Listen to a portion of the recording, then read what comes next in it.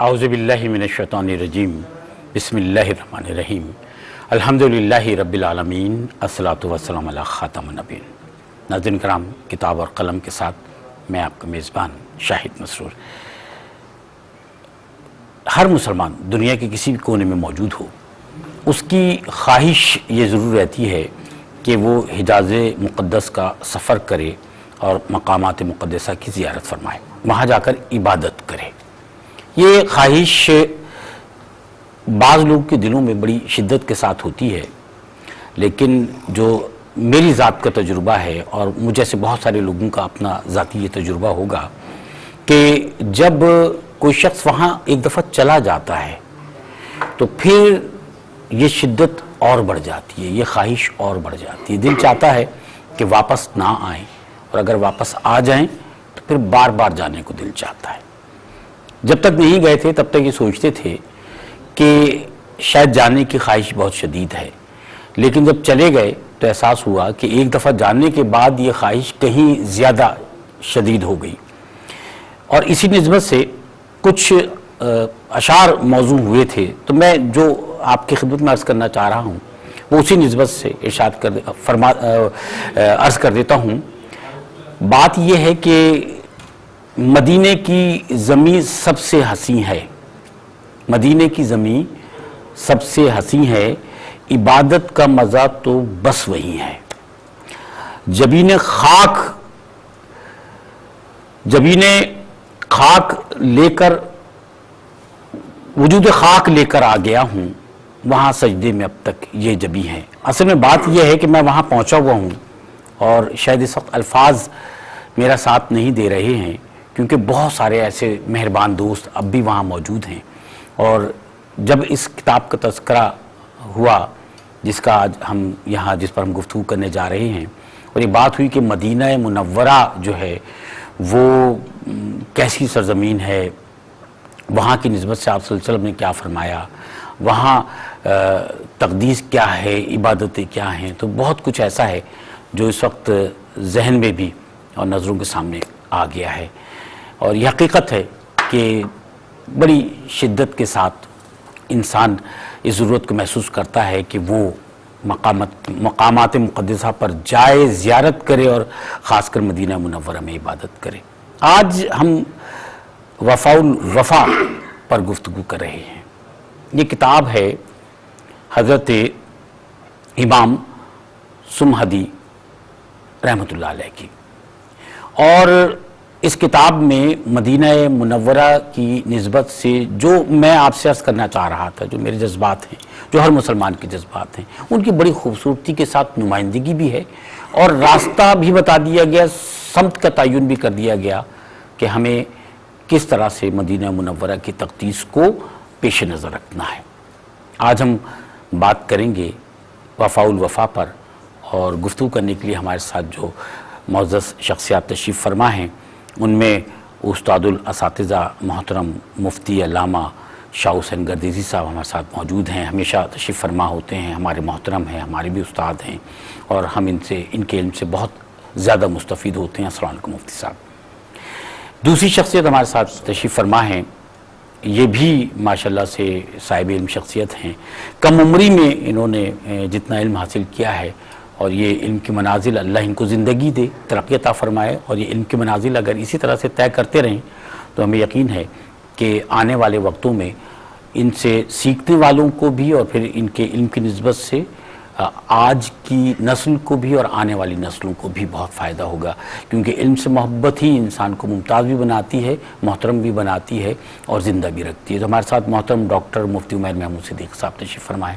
السلام علیکم مفتی صاحب۔ وعلیکم السلام ورحمۃ اللہ۔ سر، مدینہ منورہ کا تذکرہ ہے مفتی صاحب، بہت ساری کتابیں لکھی گئی ہیں اس موضوع پر، اور پھر یہ کہ ہر شخص اپنے اپنے طور پر تذکرہ بھی کرتا ہے، لوگ بڑی محبت کا اظہار کرتے ہیں اس سرزمین سے، اور واقعی خوش نصیب ہیں وہ لوگ کہ جو جا کر اس سرزمین پر اللہ تعالیٰ کو سجدہ کرتے ہیں، اس سرزمین پر جاتے ہیں، وہاں جا کر اس ماحول کو دیکھتے ہیں۔ یہ فرمائیے گا کہ وفاء الوفا میں مصنف نے مدینہ منورہ کی نسبت سے جو کچھ ارشاد فرمایا ہے وہ کیا ہے؟ بسم اللہ الرحمن الرحیم. دیکھیں، ایک پوری دنیا کی تاریخ ہے.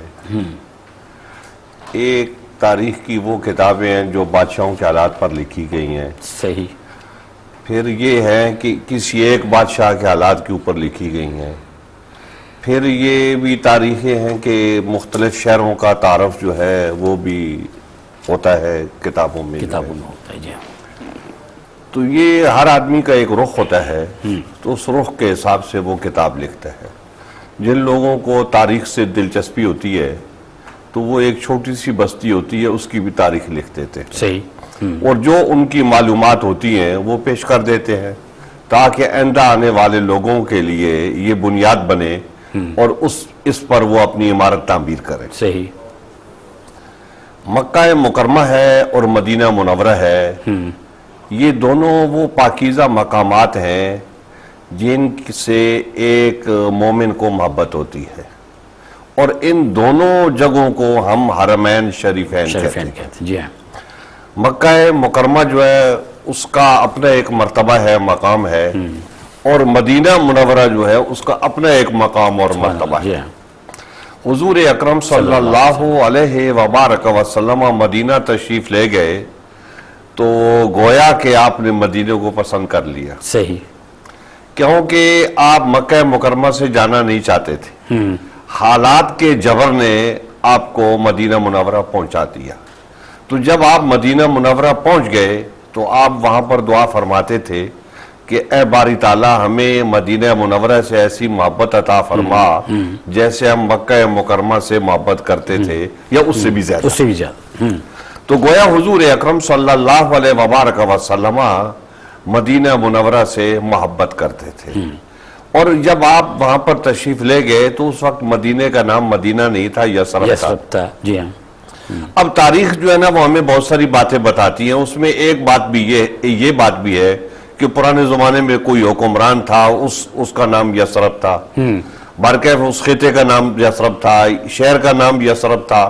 تو یہ یثرب نام تھا. تو حضور اکرم صلی اللہ علیہ وبارک وسلم نے اس نام کو تبدیل فرمایا، اور تبدیل فرما کے تو آپ نے اس کا نام مدینہ رکھا.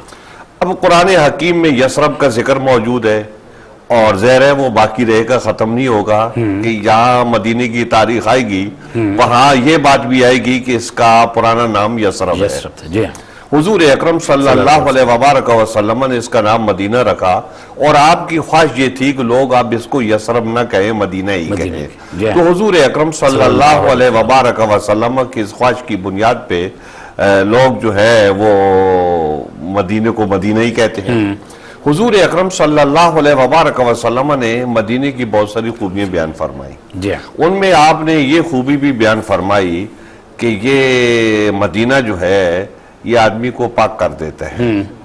اور پھر حضور اکرم صلی اللہ علیہ وبارک وسلم نے مدینہ کی تعریف میں جو باتیں ارشاد فرمائی ہیں وہ عجیب و غریب ہے. عجیب و غریب اس لیے ہے کہ ایک انسان سوچتا ہے کہ وہ زمین جو ایک عام زمین تھی تو حضور اکرم صلی اللہ علیہ وبارک وسلم کا قدم مبارک اس زمین پر آیا تو وہ زمین اتنی بلند ہو گئی، اس کا مرتبہ اتنا بلند ہو گیا کہ حضور اکرم صلی اللہ علیہ وبارک وسلم کی وجہ سے اس کا جو ہے نا یعنی مکہ مکرمہ میں برابری میں آ گیا. یا آپ یہ کہیں کہ امام مالک اور دوسرے حضرات جو ہے وہ مدینے کی افضلیت کے قائل ہیں مکہ مکرمہ سے بھی. تو یہ مطلب اس مقام تک پہنچ گیا. تو حضور اکرم صلی اللہ علیہ وبارک وسلم جب آپ نے فتح مکہ کے بعد جو جنگ حنین ہوئی تھی تو اس کے بعد جب آپ پلٹے تو کچھ مسائل پیدا ہوئے. تو حضور اکرم صلی اللہ علیہ وبارک وسلم نے ان مسائل کے آپ نے جواب دیے. ان جواب دیتے ہوئے آپ نے ایک بات جو ارشاد فرمائی، تو آپ نے فرمایا کہ کل تم یہاں سے مدینہ جاؤ گے، اور کچھ لوگ تو ایسے ہیں کہ جو اپنے گھروں کو جائیں گے اور بھیڑ بکریاں لے کے جائیں گے، دنیا کا سامان لے کے جائیں گے. اے مدینے والوں، کیا تم اس بات پہ خوش نہیں ہو کہ تم اللہ کے نبی کو لے کے جاؤ اپنے ساتھ میں. سبحان اللہ. تو گویا حضور اکرم صلی اللہ علیہ وبارک وسلم مدینے کی محبت جو ہے وہ لوگوں کے دلوں میں پیدا کرتے تھے. پھر حضور اکرم صلی اللہ علیہ وبارک وسلم دعا فرماتے تھے کہ اللہ تعالیٰ اس کے کاروبار میں برکتیں عطا فرما, یہاں کے لوگوں کے بارے میں برکتیں عطا فرما. پھر حضور اکرم صلی اللہ علیہ وبارک وسلم نے مدینہ منورہ میں رہنے والے اور پھر مدینہ منورہ میں مرنے والے جو لوگ ہیں تو ان کی آپ نے تعریف و توصیف بیان فرمائی, ان کے لیے آپ نے دعائیں کی. تو حضور اکرم صلی اللہ علیہ وبارک وسلم نے خاک مدینہ کو بڑی عزت دی, اور آپ کی وجہ سے یہ مرتبہ اور یہ عزت جو ہے یہ مدینہ منورہ کو ملی. تو اس سے وہ لوگ جو حضور اکرم صلی اللہ علیہ وبارک وسلم سے والہانہ محبت کرتے ہیں تو ان کے ولولے اور بڑھتے ہیں, ان کی محبتوں میں اور جوش آتا ہے کہ جب قدم مبارک حضور اکرم صلی اللہ علیہ وبارک وسلم کا مدینے پہ پڑا تو دیکھیں اس کو کتنی بلندیاں ملی. اور اگر روحانی طور پر وہ قدم مبارک جب مومن کے دل پہ پڑے گا تو اب آپ اندازہ کریں کہ مومن کے دل کو کتنی عظمت ملی. سبحان اللہ. خوبصورت گفتگو تھی, اس لیے شاہ صاحب میں نے جو ہے شاید میں نے بھی اور آپ نے بھی اور ہمارے سننے والوں نے بھی وقت کا احساس نہیں کیا. ہمیں وقفے کی طرف جانا ہے اور مفتی عمیر محمود صدیقی صاحب بھی ہمارے ساتھ پروگرام میں موجود ہیں. مفتی صاحب, ہم خلاصۃ الوفا پر بات کریں گے آ کر انشاءاللہ. آنے کے بعد آپ کی اجازت سے میں وقفے پہ جانا چاہتا ہوں. ناظرین کرام, کتاب اور قلم میں ہمارے ساتھ رہیے گا, حاضر ہوتے ہیں. زندگی ہے کتاب و قلم, زینت بندگی ہے کتاب و قلم, کتاب و قلم. کرام, پروگرام کتاب و قلم میں ایک دفعہ پھر ہم آپ کے ساتھ ہیں. آج وفا الوفا پر ہم گفتگو کر رہے ہیں. مدینہ منورہ کی خوبصورت اور مقدس سرزمین, اس کی عظمت, اس کے مقام, اس کی تقدیس کی نسبت سے اس کتاب میں آپ صلی اللہ علیہ وسلم کے ارشادات کا بھی تذکرہ ہے, اور پھر بہت سارے واقعات, بہت سارے حوالے موجود ہیں. ہمارے ساتھ محترم علامہ مفتی شاہ حسین گردیزی صاحب اور محترم ڈاکٹر مفتی عمیر محمود صدیقی صاحب تشریف فرمائیں. میں محترم مفتی عمیر محمود صدیقی صاحب سے جاننا چاہوں گا کہ مفتی صاحب, ابھی مدینہ منورہ کی نسبت سے آپ صلی اللہ علیہ وسلم نے جن خصوصیات کا اور عظمتوں کا تذکرہ فرمایا اور اس کا جو مقام ہے اس پر محترم علامہ صاحب گفتگو فرما رہے تھے, شاہ حسین گردیزی صاحب.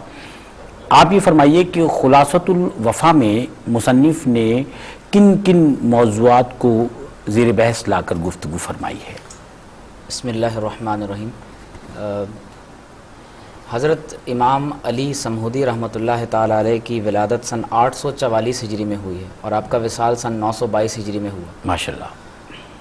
اور یہ وہ عظیم محدث, مورخ اور اللہ کے ولی ہیں جنہیں اسلامی تاریخ میں آخری بار یہ موقع نصیب ہوا کہ وہ براہ راست نبی کریم صلی اللہ علیہ وسلم کے حجرہ مبارک کے اس حصے میں داخل ہوئے جہاں آپ صلی اللہ علیہ وسلم کی اور شیخین کریمین رضی اللہ تعالیٰ عنہما کی قبور شریف موجود ہیں. ماشاءاللہ.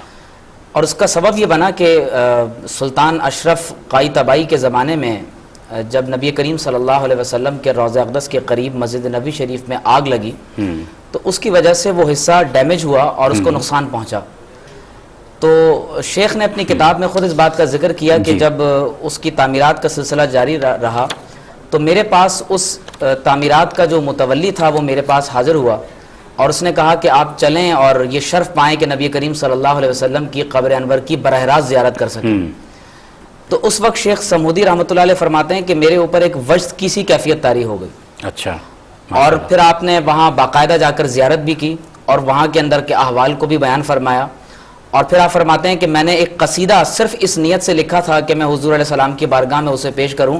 تو روضہ اقدس کے اس اندرونی حصے میں داخل ہو کر شیخ علی سمہودی رحمۃ اللہ علیہ نے وہ قصیدہ حضور علیہ السلام کی بارگاہ اقدس میں پیش کیا. تو ناظرین یہ یاد رکھیں کہ یہ اسلامی تاریخ کے وہ آخری یعنی تاحال آدمی ہیں جو نبی علیہ السلام کے روضہ اقدس میں داخل ہوئے اور اس کے بعد ہمیشہ کے لیے اس جگہ کو بند کر دیا گیا. صحیح. آپ نے جو خلاصۃ الوفا تحریر فرمائی ہے بنیادی طور پر یہ آپ کی تحریر تھی الوفا باخبار دار المصطفیٰ. تو جب وہ آگ لگی تو آگ لگنے کے بعد وہ اس کا اصل نسخہ ضائع ہو گیا. تو امام سمودی رحمۃ اللہ علیہ نے پھر اس کے بعد خلاصۃ الوفا بھی اخباری دار المصطفیٰ لکھی اور آپ نے اپنی پوری کتاب کو 8 ابواب میں تقسیم کیا. ماشاءاللہ جی. جس طرح قبلہ شاہ صاحب دامت برکاتہم العالیہ نے فرمایا کہ کس انداز سے آپ نے مدینہ منورہ کی خصوصیات کو اور وہاں کے فضائل کو لکھا ہے، تو آپ اندازہ کیجئے کہ آپ نے جب 8 ابواب باندھے ہیں تو پہلا ابواب تو صرف اس کے فضائل پر ہے. اس میں مدینہ شریف کے اسما 90 سے زائد اسما آپ نے ذکر کیے ہیں اور جس طرح سے اس کی حرمت اور اس کے احکامات کو آپ نے بیان کیا. پھر نبی علیہ السلام کی مسجد شریف کی زیارت کے فضائل آپ نے ایک الگ باب میں لکھے. اہل مدینہ کی فضیلت پر آپ نے ایک باب لکھا. اسی طرح سے مسجد نبی شریف کی تعمیرات اور اس کے حجروں کے بارے میں آپ نے پورا ایک باب لکھا. پھر مسجد نبی شریف میں کتنے عیدوں کے مصلے تیار کیے گئے تھے، کتنے وہاں پر کتنی مساجد ہیں، کتنے قبرستان ہیں، تو ان تمام کو آپ نے ایک علیحدہ باب میں لکھا. مدینہ منورہ میں کتنے کنویں ہیں، کتنے چشمے ہیں، آپ نے اس پر ایک الگ باب رقم کیا. اور پھر وہ مساجد جہاں آپ صلی اللہ علیہ وسلم اپنے اسفار کے دوران نمازوں کو ادا کرتے رہے یا اپنے غزوات کے دوران نمازوں کو ادا کرتے رہے، آپ نے ان پر بھی پورا ایک باب لکھا. اور پورے مدینہ منورہ میں جتنی وادیاں ہیں، جتنے قلعے ہیں، تو ان تمام کے تمام مقامات کی آپ نے باقاعدہ نشاندہی کی ہے. تو گویا کہ امام سمودی علیہ الرحمہ نے خود اس بات کا ذکر کیا کہ 9ویں صدی ہجری تک تاریخ مدینہ منورہ پر جو کچھ لکھا گیا تھا، تو آپ فرماتے ہیں کہ میں نے اس کتاب میں اس کا خلاصہ تحریر کر دیا. ماشاءاللہ. شاہ صاحب جیسے کہ مفتی عمیر محمود صدیقی صاحب فرما رہے تھے کہ 8 ابواب ہیں، ہر باب میں مصنف نے مدینہ منورہ کی نسبت سے کوئی خاص بات بیان فرمائی ہے. اہل مدینہ کی عظمت کی نسبت سے بھی ایک باب جو ہے وہ باندھا گیا. ہم چاہتے ہیں کہ مصنف نے اہل مدینہ کی عظمت کی نسبت سے جو فرمایا ہے وہ آپ ارشاد فرمائیے. دیکھیں ایک بات تو یہ ہے کہ انہوں نے ایک باب باندھا ہے تو اس میں یہ لکھا ہے مدینہ منورہ کی یہ آبادی کب سے ہوئی یہاں پر. اچھا.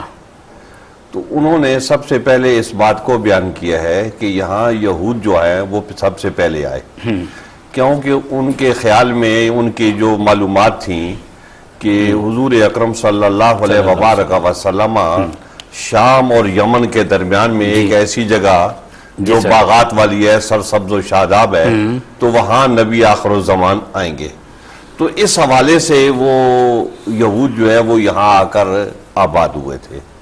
پھر اس کے بعد جو ہے نا وہ انصار یمن سے آئے تو وہاں تباہی ہوئی، تب ہونے والی تھی، تو اس سے پہلے یہ وہاں سے نکل آئے تو یہاں آ کر جو ہے نا انصار آباد ہوئے. تو گویا ان کی بھی ایک بڑی آبادی جو ہے نا مدینہ منورہ میں موجود تھی. جی ہاں. پھر جب حضور اکرم صلی اللہ علیہ وبارک وسلم وہاں تشریف لے گئے تو ظاہر ہے پورے عرب کے لوگ ہجرت کر کے وہاں پر آئے، ہر قبیلے کے لوگ، یعنی جو مسلمان تھے مجموعی طور پہ وہ ہجرت کر کے مدینہ منورہ تشریف لے آئے. تو گویا اس دور کے نبی اکرم علیہ السلام کے دور کا جو مدینہ تھا وہ ایک نیا مدینہ تھا، اس لیے کہ پہلے کی جو آبادی تھی وہ قدیم ترین آبادی تھی. تو اب نئے لوگ عرب سے جمع ہوئے اور حضور اکرم صلی اللہ علیہ وبارک وسلم کی معیت میں وہ وہاں حالت ایمان میں تشریف فرما ہے. سبحان اللہ. جی. حضور اکرم صلی اللہ علیہ وبارک وسلم نے جہاں مدینہ کی تعریف کی ہے تو وہاں اہل مدینہ کی بھی تعریف خود بخود ہی ہو جاتی ہے. جی بالکل. اس لیے کہ میں جیسے پہلے عرض کیا کہ یہ ساری برکتیں جو ہیں وہ حضور اکرم صلی اللہ علیہ وبارک وسلم کی وجہ سے تھی، آپ کی ذات مبارک کی وجہ سے تھی. تو پھر جب یہ لوگ سارے وہاں پر جمع ہوئے، اسلام کے جتنے ستارے تھے وہ سارے کے سارے وہاں پر جمع ہوئے، تو ہر ایک کی اپنی ایک روشنی تھی اور اس روشنی کا اظہار جو ہے وہ مدینہ منورہ میں ہو رہا تھا. میں یہ تو نہیں کہتا ہوں کسی کی روشنی سبز تھی اور کسی کی سرخ تھی، لیکن میں یہ بات ضرور کہوں گا کسی کی روشنی عدالت والی تھی، کسی کی صداقت والی تھی، کسی کی سخاوت والی تھی، کسی کی شجاعت والی تھی. تو یہ ساری روشنیاں جو ہے یہ جمع ہو گئی اور مدینہ منورہ جو ہے وہ علم و فضل کے لحاظ سے، معرفت کے لحاظ سے، خوبیوں اور کمالات کے لحاظ سے ایک بوٹہ نور بن گیا. تو حضور اکرم صلی اللہ علیہ وبارک وسلم کہ یہ نوری لوگ جو ہیں، ہدایت کے روشن ستارے جو ہیں، یہ مدینہ منورہ میں رہتے تھے. اور یہ وہ روشن ستارے ہیں جن کو اللہ کے نبی فرما رہے ہیں کہ یہ روشن ستارے اصحابی کا نجوم بِأَيِّهِمْ اقتدیتم اہتدیتم، کہ یہ میرے ہدایت کے روشن ستارے ہیں، ان میں سے تم جس سے بھی وابستہ ہو گئے تو وہ ہدایت یافتہ ہے اور وہ تمہیں بھی ہدایت یافتہ بنا دے سبحان اللہ، بالکل۔ تو گویا حضور اکرم صلی اللہ علیہ وبارک وسلم کے ساتھ رہنے والے جو لوگ ہیں، ان کی عظمتیں یہ وہ ہیں جو مخاطب اولی ہیں قرآن حکیم کے، وہی الہی ان کے سامنے نازل ہو رہی تھی، بلکہ آپ یہ کہیں کہ جبریل ان کی شکلوں میں آ رہے تھے، یہ وہ لوگ تھے، یہ ان کی عزت تھی، یہ ان کا مرتبہ تھا۔ تو حضور اکرم صلی اللہ علیہ وبارک وسلم کے یہ روشن ستارے اسلام کی بنیاد ہیں، اور یہ وہ بنیاد ہیں جو قیامت تک یہ بنیاد رہے گی، اور اسی کے اوپر آگے دیوار بڑھے گی، اور اسی کے جو ہے نا آگے روشنی پھیلے گی۔ تو گویا حضور اکرم صلی اللہ علیہ وبارک وسلم کے پاس رہنے والے جو ہیں وہ بلند و بالا ہے۔ خود قرآن حکیم فرقان حمید ان کی تعریف کرتا ہے کہ السابقون الاولون من المہاجرین والانصار، کہ وہ جتنے لوگ مہاجرین اور انصار میں سے تھے، اسلام کا مغز تھے، وہ سارے کے سارے سابقون اولون جو ہے مدینہ منورہ میں جمع ہیں۔ پھر وہ لوگ جن کو بیت رضوان میں یہ شرف حاصل ہوا کہ اللہ جل جلالہ نے انہیں فرمایا رضی اللہ عنہم ورضوا عنہ، تو وہ لوگ بھی سارے مدینہ منورہ سے گئے تھے حضور اکرم صلی اللہ علیہ وبارک وسلم کی میت میں۔ تو قرآن حکیم فرقان حمید نے ان کی ایسی تعریف کی کہ پھر فرمایا کہ لا یستوی منکم من انفق من قبل الفتح وقاتل، کہ یہ وہ لوگ ہیں کہ اس کے بعد بہت لوگ مسلمان ہوں گے، لیکن یہ جو لوگ ہیں یہ وہ لوگ ہیں کہ ان کے برابر جو ہے بعد والے لوگ جو ہیں، حدیبیہ کے بعد والے لوگ جو ہے نا وہ نہیں ہو سکتے۔ تو حضور اکرم صلی اللہ علیہ وبارک وسلم نے جہاں یہ بات ارشاد فرمائی کہ خیر القرون قرنی ثم الذین یلونہم ثم الذین یلونہم، سب سے بہتر دور میرا ہے، اور پھر جو اس کے ساتھ ملا ہوا ہے، اور پھر جو اس کے ساتھ ملا ہوا ہے۔ تو گویا حضور اکرم صلی اللہ علیہ وبارک وسلم کا وہ دور مبارک جو ہے وہ افضل ہے، اور افضل دور میں یہ جتنے لوگ حضور اکرم صلی اللہ علیہ وبارک وسلم کے ساتھ میں ہیں، تو قرآن حکیم بھی ان کی تعریف کر رہا ہے، اللہ جل جلالہ بھی ان کی تعریف کر رہا ہے، اور خود حضور اکرم صلی اللہ علیہ وبارک وسلم ان کی تعریف کر رہے ہیں۔ تو یہ سارے جو باشندے تھے مدینے کے رہنے والے تھے، اور اگر آج بھی کوئی آدمی مدینہ منورہ میں جا کے بیٹھ جاتا ہے اور وہ اپنی زندگی جو ہے وہ مسجد نبوی کے اور حضور اکرم صلی اللہ علیہ وبارک وسلم کے پڑوس اور قرب میں گزارتا ہے، تو ظاہر ہے وہ بھی مرتبے میں آگے ہے۔ پھر اس کو آخر میں بقی شریف ملے گی، تو بقی والے وہ لوگ ہیں جو حضور اکرم صلی اللہ علیہ وبارک وسلم کے پڑوسی ہیں، ایک دن، دو دن، ایک مہینہ، دو مہینہ، سال، دو سال کے نہیں، قیامت تک کے پڑوسی۔ سبحان اللہ۔ مفتی صاحب، آپ صلی اللہ علیہ وسلم کا شہر مدینہ منورہ، تو مصنف نے آپ صلی اللہ علیہ وسلم کے حجرہ مبارک کی نسبت سے، آپ کی زیارت کی نسبت سے، آپ کے توسل کی نسبت سے بھی بہت کچھ تحریر فرمایا ہے۔ ہم چاہتے ہیں کہ اس پر گفتگو ہو، لیکن آپ کی اجازت سے ایک دفعہ پھر ہم وقفے میں جانا چاہتے ہیں۔ ناظرین کرام، حاضر ہوتے ہیں اور آنے کے بعد انشاءاللہ گفتگو کی سلسلے کو دراز کریں گے، ہمارے ساتھ رہیے گا۔ زندگی ہے کتاب و قلم، زینت بندگی ہے کتاب و قلم، کتاب و قلم۔ ناظرین کرام، ایک دفعہ پھر کتاب اور قلم میں ہم آپ کے ساتھ ہیں، اور آج ہم وفا الوفا پر بات کر رہے ہیں۔ بار بار یہ تذکرہ آپ کے سامنے اس لیے کہ بعض اوقات محبتوں کے اظہار کے ہم مواقع تلاش کرتے ہیں، اور حجاز مقدس سے، حرمین شریفین سے جو ہماری محبت ہے، مکہ مکرمہ اور مدینہ منورہ سے، اس کا کوئی بدل نہیں ہے۔ جو لوگ، وہی والی بات کہ جو لوگ گئے ہیں یا جن کی خواہش ہے وہ اتنی شدید ہے کہ آپ دنیا میں کہیں جانے کی بات کریں ان سے، وہ ترجیح دیتے ہیں مقامات مقدسہ پر یا حرمین شریفین جانے پر۔ مدینہ منورہ کی بات ہو رہی ہے، اور اس نسبت سے تو رسول مقبول صلی اللہ علیہ وسلم نے اس کی عظمت کی نسبت سے، اس کی فضیلتوں کی نسبت سے جو کچھ ارشاد فرمایا، اس میں سے کچھ باتیں یہاں تذکرہ ہوئی ہیں۔ لیکن ہم جس کتاب کی بات کر رہے ہیں، وفا الوفا کی، جو کہ شاہ صاحب بتا رہے تھے کہ مصنف نے کئی دفعہ اس کتاب کو لکھا، اور کبھی وفا اس کا نام رکھا، کبھی خلاصۃ الوفا اس کا نام رہا، کبھی وفاء الوفا رہا. اور مفتی عمیر صاحب بتا رہے تھے کہ اس کا جو مجموعہ ہے اس کی نسبت سے بھی ارشاد فرمایا، اس میں خاص کر جو ابواب بندی کی گئی ہے وہ مدینہ منورہ کی فضیلتوں کی نسبت سے مختلف موضوعات کو سامنے رکھتے ہوئے کی گئی. اب آپ صلی اللہ علیہ وسلم کا حجرہ مبارک، آپ صلی اللہ علیہ وسلم کی زیارت مبارک، آپ صلی اللہ علیہ وسلم کا توسل، اس پر بھی گفتگو ہوئی. تو میں مفتی عمیر محمود صدیقی صاحب سے جاننا چاہوں گا سر کہ مصنف نے ان نسبتوں سے کیا ارشاد فرمایا ہے؟ دیکھیے شاہد بھائی، نبی کریم صلی اللہ علیہ وسلم کا حجرہ مبارک مسجد نبوی کے اور اس تمام تر احاطے میں سب سے متبرک اور کائنات میں مقدس ترین اگر کوئی مقام ہے تو وہ وہی مقام ہے جس مقام پر رسول اللہ صلی اللہ علیہ وسلم کا جسم مبارک موجود ہے.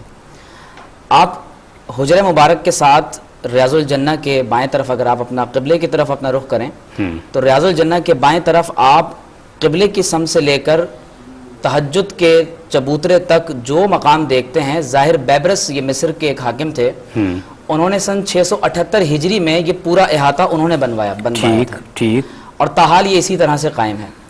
اگر آپ اس حجرے کے اندر کے احوال کے حوالے سے اگر آپ تاریخ کی کتابوں کو دیکھیں، جس طرح سے امام سمہودی رحمۃ اللہ علیہ نے بھی اس پر تفصیلاً روشن ڈالی ہے، کیونکہ آپ کو خود یہ شرف حاصل ہوا کہ آپ وہاں پر اندر جا چکے ہیں.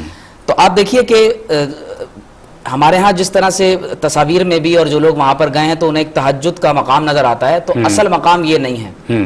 یہ تو ایک اس کی نشانی کے طور پر انہوں نے باہر ایک چبوترا بنا دیا ہے. لیکن اگر ان جالیوں سے اندر داخل ہونے کا کسی کو شرف حاصل ہو تو یہ بات معلوم ہوتی ہے کہ وہاں ایک علیحدہ تہجد کی محراب ہے جہاں رسول اللہ صلی اللہ علیہ وسلم نماز تہجد ادا کیا کرتے تھے. اگر آپ قدمین شریفین کی طرف سے دیکھیں تو آج بھی ایک دروازہ بنا ہوا ہے. اگر اس دروازے سے اندر داخل ہوں تو یہ وہ مقام ہے جہاں سیدہ کائنات فاطمہ الزہرا رضی اللہ تعالی عنہا کا حجرہ مبارک موجود تھا. اور اگر آپ اس حجرہ مبارک کے بالکل پیچھے دیکھیں تو وہاں پر پھر آپ صلی اللہ علیہ وسلم کی محراب تہجد بنی ہوئی ہے، اس کو بند کر دیا گیا بعد میں. فاطمہ الزہرا رضی اللہ تعالی عنہا کے اسی مقام کے بارے میں بعض مورخین کی رائے یہ ہے کہ یہی وہ مقام ہے کہ جہاں سیدہ کائنات کی قبر انور بھی موجود ہے. یہ بعض علماء کی رائے ہے. اور بعض کی رائے یہ ہے کہ جنت البقیع میں قبہ عباس میں آپ کی جو ہے وہ قبر شریف وہاں پر موجود ہے. اگر آپ حضور حضرت سیدہ فاطمہ الزہرا رضی اللہ تعالی عنہا کے حجرہ مبارک سے دائیں اور بائیں کی طرف دیکھیں تو وہاں پر دو دروازے ہیں جو اس خاص مقدس مقام کی طرف نکلتے ہیں جہاں رسول اللہ صلی اللہ علیہ وسلم کا مزار اقدس اور شیخین کریمین رضی اللہ تعالیٰ عنہما کی قبور شریفہ موجود ہیں. تو امام سمودی نے جس انداز سے اس کا نقشہ کھینچا ہے تو اس مقام سے باہر وہاں پر ایک تغرہ بھی لگا ہوا ہے جہاں پر وما ارسلناک الا رحمۃ للعالمین یہ آیت مبارکہ لکھی ہے اور چاروں کونوں پر خلفائے راشدین کے اسماء گرامی اس پر لکھے ہوئے ہیں. پھر اندر کا حصہ اگر آپ دیکھیں تو اس میں آپ اس طرح سے اندازہ کیجئے کہ بالکل جو اندرونی حصہ ہے وہ حضرت سیدہ ام المومنین عائشہ صدیقہ رضی اللہ تعالی عنہا کا حجرہ مبارک ہے. اس میں 3 قبور شریفہ ہیں. سب سے پہلے قبلے کی دیوار کی طرف نبی کریم صلی اللہ علیہ وسلم کا مزار اقدس ہے. اور اگر حضور علیہ الصلوۃ والسلام کے مزار اقدس اور مواجہ شریف میں فاصلہ دیکھا جائے تو وہ تقریباً 10 فیٹ بنتا ہے. اچھا. اور اس حجرہ مبارک کے باہر پھر ایک اور دیوار ہے، اس کے باہر پھر ایک اور دیوار ہے جو بعد میں ہمارے ہاں سلاطین نے بنائی. اور اس پورے مقام کے اوپر ایک بہت خوبصورت سبز رنگ کا غلاف چڑھا ہوا ہے جس پر قرآنی آیات اور نبی کریم صلی اللہ علیہ وسلم کے اسماء گرامی اور کلمہ طیبہ لکھا ہوا ہے. صحیح. تو نبی کریم صلی اللہ علیہ وسلم کی قبر شریف کے بالکل یعنی بائیں کندھے کے ساتھ حضرت ابوبکر صدیق رضی اللہ تعالیٰ عنہ کا سر مبارک ہے. پھر ابوبکر صدیق رضی اللہ تعالیٰ عنہ کے بائیں کندھے کے ساتھ حضرت عمر رضی اللہ تعالیٰ عنہ کا سر مبارک ہے. 2 قبور کی جگہ اور خالی ہے. تو مورخین کی رائے یہ ہے کہ احادیث کے مطابق جو روایات میں ملتا ہے تو ایک قبر کی جگہ حضرت سیدنا عیسیٰ مسیح علیہ السلام کے لیے ہے اور غالباً ایک قبر کی جگہ حضرت امام مہدی علیہ السلام کے لیے آج تک وہاں پر خالی ہے. حضرت عائشہ صدیقہ رضی اللہ تعالیٰ عنہ کا جو حجرہ مبارک ہے اس کے گرد پوری 4 دیواری عمر بن عبدالعزیز رضی اللہ تعالیٰ عنہ نے اپنے دور میں کھنچوا دی تھی. اس کے بعد میں اگر آپ دیکھیں تو مزید ایک دیوار اس کے بعد کھنچوائی گئی اور سلطان قاتبائی نے اشرف قاتبائی نے اپنے دور میں جب مسجد نبی شریف میں آگ لگی تھی تو امام سمودی کا جو دور ہے تو اس دور میں اس علاقے کو مکمل طور پر وہاں سے پھر بند کر دیا گیا. پھر اسی سے اگر آپ تھوڑا سا اوپر دیکھیں تو حضرت عائشہ صدیقہ رضی اللہ تعالیٰ عنہ کے حجرہ مبارکہ کے اوپر سیاہ اور سفید سنگ مرمر کا، پتھروں کا ایک اور گنبد ہے جو سبز گنبد کے نیچے ہے. سبحان اللہ. اور روئے زمین پر شاید ہی چند ایک خوش نصیب لوگ ہوں جن کو وہ سیاہ اور سفید پتھروں کا گنبد دیکھنا نصیب ہوا ہو. اچھا وہ کہاں ہے؟ وہ گنبد خضرا کے نیچے ہے. اس حجرہ مبارک کے اوپر وہ اندرونی طور پر بنا ہوا ہے. اور اسی طرح سے اگر آپ دیکھیں تو یعنی اتنا خوبصورت وہاں کی کیفیت ہے کہ امام سمودی فرماتے ہیں کہ جب میں اندر گیا ہوں تو وہاں جو خوشبو میں نے سونگھی ہے، میں نے کائنات میں نہ اس سے پہلے کبھی وہ خوشبو دیکھی اور نہ اس کے بعد مجھے وہ خوشبو جو ہے وہ کبھی محسوس ہونا نصیب ہوئی. تو اس انداز سے انہوں نے نبی کریم صلی اللہ علیہ وسلم کے حجرہ مبارکہ کی تفصیلات بیان کی ہیں. اس پر اور بھی بہت کچھ جو ہے وہ بیان ہو سکتا ہے. تو بس اختصار یہ ہے کہ اس حجرہ مبارک کے دائیں بائیں اور چاروں طرف اتنے تبرکات موجود ہیں کہ اگر کسی مومن کو وہاں اندر بالخصوص جانا نصیب ہو تو یقینی طور پر جیسے قدرت اللہ شہاب کو اندر جانا نصیب ہوا تھا تو یہ یقینی طور پر بہت خوش نصیبی کی بات. ماشاءاللہ. اچھا میں علامہ صاحب، شاہ صاحب جاننا یہ چاہوں گا کہ مدینہ منورہ میں مسجد نبوی صلی اللہ علیہ وسلم کی توسیع کا کام ہمیشہ ہوتا رہتا ہے، ابھی بھی خاصی توسیع ہوئی ہے، ابتدا سے لے کر اس کی توسیع کا کام ہوتا رہا. حضرت امام سمہودی رحمۃ اللہ علیہ نے مسجد نبوی صلی اللہ علیہ وسلم کی توسیع کی نسبت سے جو ارشاد فرمایا، تحریر فرمایا، وہ آپ ارشاد فرمائیے گا.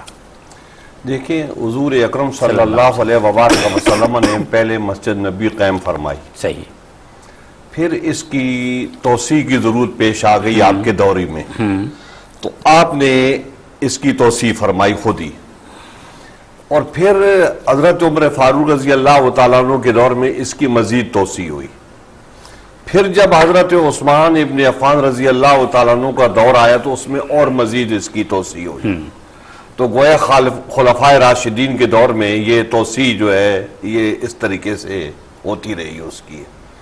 لیکن ولید بن عبد الملک بن مروان جو تھا اس کے دور میں مسجد نبوی کی توسیع بہت زیادہ ہوئی کہ حضور اکرم صلی اللہ علیہ وبارک وسلم کے ازواج مطہرات کے جو حجرے تھے وہ، اور حضرت سیدہ فاطمہ زہرا رضی اللہ تعالی عنہ کا جو حجرہ مبارکہ تھا وہ، یہ سارے حجرے گرا کے تو مسجد نبوی کی توسیع میں شامل کیے گئے. صحیح.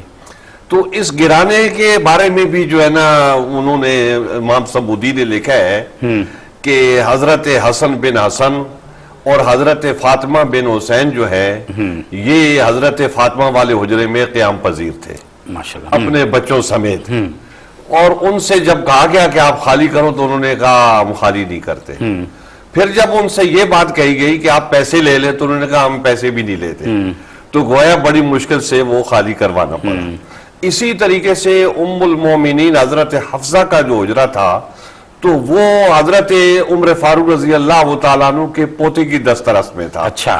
اور وہ بھی وہاں پر رہتے تھے. تو ان سے بھی جب کہا گیا تو انہوں نے کہا ہم خالی نہیں کرتے. انہوں نے کہا پیسے لے لو تو انہوں نے کہا نہیں ہم پیسے نہیں لیتے اس کے بدلے میں جو ہے نا. تو گویا بڑی مشکل سے حضرت عمر بن عبدالعزیز کا یہ دور تھا کیونکہ وہ اس وقت حجاز کے والی تھے.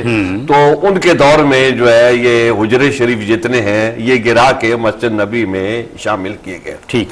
شیخ عطا خراسانی جو ہیں انہوں نے وہ کہتے ہیں میں اس دور میں ادھر ہی تھا جب یہ حجرے شامل کیے گئے. تو اس دن میں نے اہل مدینہ کو بہت غمگین دیکھا. اتنا غمگین دیکھا جتنا عرصہ میں وہاں پر رہا اس سے پہلے میں نے کبھی ان کو ایسا غمگین نہیں دیکھا. اور حضرت سعید ابن مسیب یہ بات کہتے تھے کہ یہ غلطی کر رہے ہیں، حجرے گرا کے شامل کر رہے ہیں، ان حجروں کو ایسے ہی رہنا چاہیے تاکہ بعد میں آنے والے لوگ جو ہیں ان کو پتہ چلے کہ ہمارے نبی اکرم علیہ السلام نے کس طرح تھوڑی سی دنیا پہ گزارا کیا. سبحان اللہ. اور حضرت حسن بصری رضی اللہ تعالیٰ عنہ فرماتے ہیں کہ میں ان حجروں میں داخل ہوا تھا تو میں اس وقت نوجوان سا لڑکا تھا تو میں نے دیکھا کہ میرے سر جو ہے وہ چھت سے لگتا ہے. تو گویا حجرے جو ہیں وہ اس ٹائپ کے تھے. تو حضور اکرم صلی اللہ علیہ وبارک وسلم جو رحمت للعالمین تھے اور اس کائنات کے سردار تھے تو انہوں نے اس طریقے سے اس میں وقت گزارا. ماشاءاللہ. بہت شکریہ محترم علامہ مفتی شاہ حسین گردیزی صاحب، محترم ڈاکٹر مفتی عمیر محمود صدیقی صاحب. ناظرین کرام، ہم نے آج حضرت امام سمہودی رحمۃ اللہ علیہ کی وفاء الوفا پر گفتگو کی ہے اس کتاب میں اہل مدینہ کا تذکرہ ہے، مدینہ منورہ کا تذکرہ ہے، آپ صلی اللہ علیہ وسلم کے حجرہ مبارک کا تذکرہ ہے، ان حجروں کا تذکرہ ہے کہ جو ہمارے لیے بہت ہی تعظیم والے ہیں، اس سرزمین کا تذکرہ. یہاں اختصار کے ساتھ بہت کچھ بیان کیا گیا. مقصد یہی کہ عشق اور محبت میں ڈوب کر لکھی جانے والی اس تصنیف سے آپ کی شناسائی ہو سکے اور آپ اپنے قیمتی وقت میں سے انتہائی قیمتی لمحات نکال کے اس کتاب کا مطالعہ کر سکیں، کیونکہ وہ لمحات آپ کی زندگی کے بہت ہی قیمتی لمحات ہوتے ہیں جو عشق رسالت محمد صلی اللہ علیہ وسلم کی محبت میں گزارے جاتے ہیں.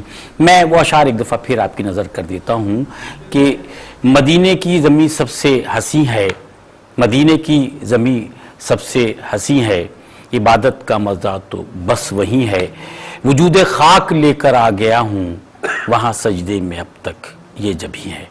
اپنی دعاؤں میں یاد رکھیے گا. اللہ حافظ. کہ زندگی ہے کتاب و قلم، زینت بندگی ہے کتاب و قلم، کتاب و قلم.